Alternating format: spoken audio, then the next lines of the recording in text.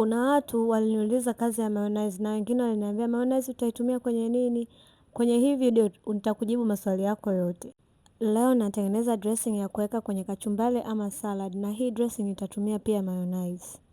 Tutaanza na mayonnaise ambayo ipo kwenye kibakuli, nitaongeza na mustard hiyo ya njano.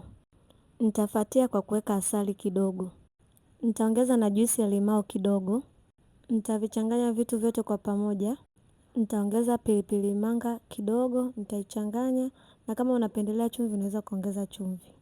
Hapo dressing yetu ilikuwa tayari kwa ajili ya kuingia kwenye kachumbari ama salad. Kwenye salad niliweka Chinese cabbage ambayo ndio hiyo nilikatakata vipande vidogo vidogo. Alafu nikaongezea na carrots kidogo. Nikaongezea na pilipili hoho nyekundu, sio lazima, lakini nikaongezea vitunguu maji, nikaongezea pilipili hoho za kijani, nikaongezea matango na yenyewe nilikatakata kidogo. Nilivyomaliza hapo nikachukua ile dressing yetu niliyotengeneza, nikaimwagia kwenye salad. Nikaichanganya kwa pamoja, hapo salad yangu ilikuwa tayari kwa kuliwa. Na salad yangu ilikuwa ni tamu sana. Kama umeipenda hii recipe unaweza ukajaribu nyumbani. Hii salad unaweza ukalia na chips, mishikaki, kuku au kitu chochote ambacho unakipendelea.